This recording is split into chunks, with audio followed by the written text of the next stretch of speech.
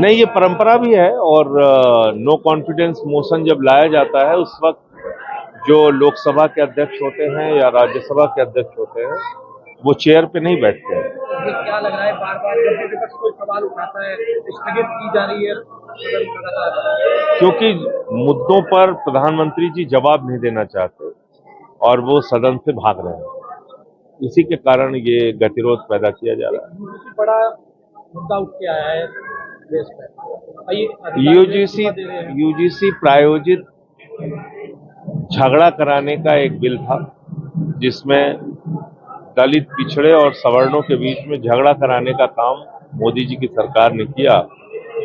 अगर आपकी नीयत साफ थी तो आप विश्वविद्यालय में 2 कमेटी बना सकते थे। एक कमेटी जिसमें हर प्रकार के भेदभाव को कवर किया जाता है, दूसरी कमेटी जिसमें जाति आधारित भेदभाव को कवर किया जाता है।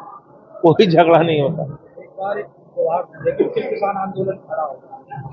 आज राकेश टिकैत जी के साथ उन्होंने हम लोगों को बुलाया था जिसमें आरजेडी के सांसद भी थे और मैं भी गया था।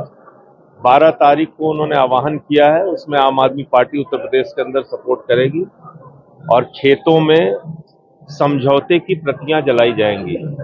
किसान अपने अपने खेतों में समझौते की प्रतियां हैं उसको जलाएंगे। ये समझौता देश के करोड़ों किसानों के खिलाफ है और आम आदमी पार्टी उत्तर प्रदेश की जो इकाई है वो इस मामले में भारतीय किसान यूनियन के आह्वान का, राकेश टिकैत जी के आह्वान का समर्थन करेगी। प्रकाशित किताब को लेकर केंद्र सरकार द्वारा एफआईआर की मंजूरी दी गई है। देखिए, वो अप्रकाशित किताब नहीं है।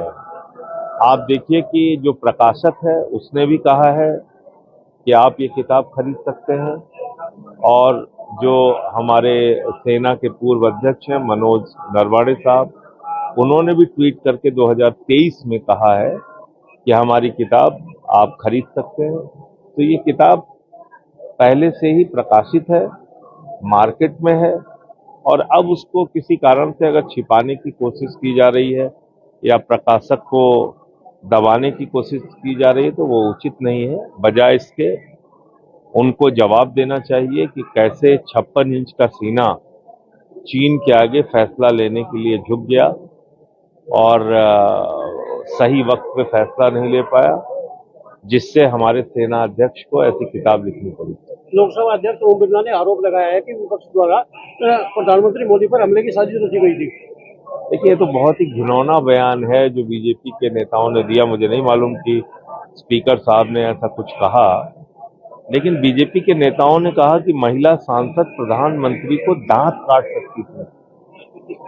इतना घिनौना, घृणित, अपमानजनक बयान आप देश के सर्वोच्च सदन की महिलाओं के बारे में दे रहे हैं।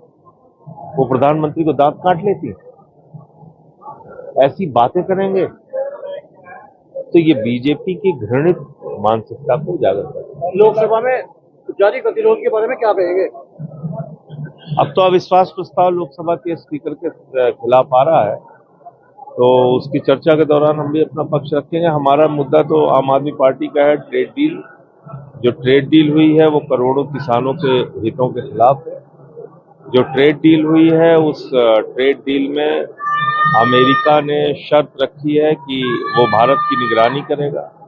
वहां के वित्त मंत्री, गृह मंत्री, वाणिज्य मंत्री, विदेश मंत्री ये देखेंगे कि हम रूस से तेल खरीद रहे हैं कि नहीं खरीद रहे हैं, और अगर वो हमको रूस से तेल खरीदते हुए पकड़ेगा तो फिर से टैक्स 25% हो जाएगा। ये कौन सी ट्रेड डील है?